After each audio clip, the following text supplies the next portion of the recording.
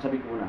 Ang alhamdulillah, ito po ay pagpupuri at pagpapasalamat sa Allah Subhanahu wa Ta'ala. Ibig sabihin ng alhamdulillah, ang lahat ng pagpupuri at pasasalamat ay tanging nauupo lamang sa Allah Subhanahu wa Ta'ala na siyang lumikha ng kalangitan at kalupaan, nagbigay buhay sa atin, babawi ng buhay, na siyang tanging hukom at hari sa araw ng paghuhukom.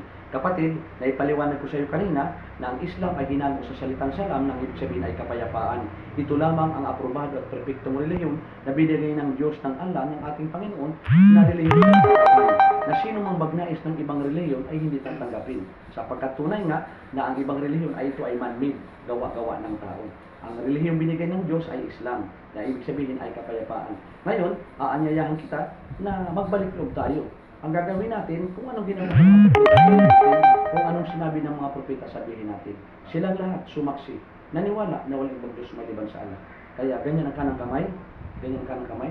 Sabihin mo ang ganito, Ashhadu an la ilaha illallah wa ashhadu anna Muhammadan abduhu wa rasuluh.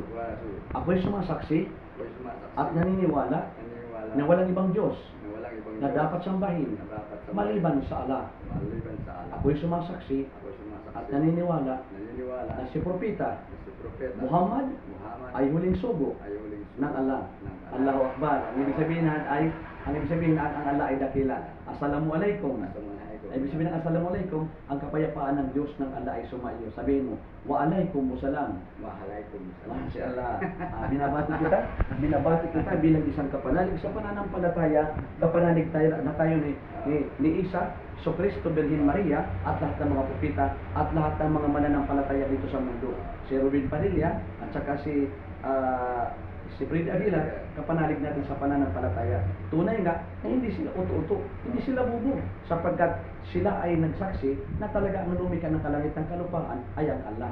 Kaya kapanalig natin sila. At higit paroon, pinatawad na tayo ng ating mga kasalanan, at pagdating at katapusan ng ating buhay, magiging panauhin tayo sa paraiso. Sapagkat pinangako ng Allah na ang sino mang sumaksi, maniwala na walang ibang Diyos maliban sa Allah, sa awat habag ng Allah, at ikaw ay sumunod tumalima sa utos at batas ng Allah, mula ngayon hanggang sa huling hibla ng ating buhay, maninirahan tayo sa paraiso, alalaong baga, ililigtas tayo sa impyernong apoy. Assalamualaikum. Sabihin mo nga, wa alaikumussalam. Ito, alhamdulillah. Ang alhamdulillah ay sasabihin ko na. Ang alhamdulillah, ito po ay pagpupuri at pagpapasalamat sa Allah Subhanahu wa Ta'ala. Ibig sabihin ng alhamdulillah, ang lahat ng pagpupuri at pasasalamat ay tanging nauupo lamang sa Allah Subhanahu wa Ta'ala, na siyang lumikha ng kalangitan at kalupaan, nagbigay buhay sa atin, babawi ng buhay, na siyang tanging hukom at hari sa araw ng paghuhukom. Kapatid, naipaliwanag ko sa iyo kanina na ang Islam ay hinango sa salitang salam, nang ibig sabihin ay kapayapaan. Ito lamang ang aprobado at perpektong relihiyon na binigay ng Diyos ng Allah, ng ating Panginoon, na relihiyon na sino mang magnais ng ibang relihiyon ay hindi tatanggapin. Sapagkat tunay nga na ang ibang relihiyon ay ito ay man-made, gawa-gawa ng tao. Ang relihiyong binigay ng Diyos ay Islam, na ibig sabihin ay kapayapaan. Ngayon, aanyayahan kita na magbalik loob tayo. Ang gagawin natin, kung anong ginawa ng mga propeta, kung anong sinabi ng mga propeta, sabihin natin. Silang lahat sumaksi, naniwala na walang ibang Diyos maliban sa Allah. Kaya ganyan ang kanang kamay, ganyan ang kanang kamay. Sabihin mo ang ganito, Ashhadu an la ilaha illallah wa ashhadu anna Muhammadan abduhu wa rasuluh.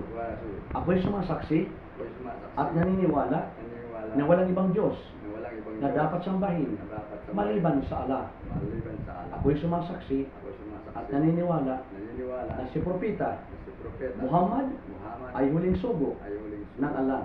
Allahu Akbar. Ang ibig sabihin ay ang Allah ay dakila. Assalamualaikum. Ibig sabihin ng Assalamualaikum, ang kapayapaan ng Diyos ng Allah ay sumaiyo. Sabihin mo, wa alaikumussalam. Si Allah. Binabati kita bilang isang kapanalig sa pananampalataya, kapanalig tayo na tayo ni Isa, So Cristo, Birhen Maria, at lahat ng mga propeta, at lahat ng mga mananampalataya dito sa mundo. Si Robin Padilla, at saka si Si Fred Aguila, kapanalig natin sa pananampalataya. Tunay nga na hindi sila uto-uto, hindi sila bubo, sapagkat sila ay nagsaksi na talaga ang lumikha ng kalangit ng kalupaan ay ang Allah. Kaya kapanalig natin sila.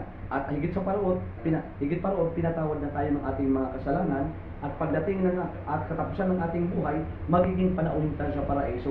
Sapagkat pinangako ng Allah na ang sino mang sumaksi, maniwala na walang ibang Diyos maliban sa Allah, sa awat habag ng Allah, at ikaw ay sumunod tumalima sa utos at batas ng Allah, mula ngayon hanggang sa huling hibla ng ating buhay, maninirahan tayo sa paraiso, alalaong baga, ililigtas tayo sa impyernong apoy.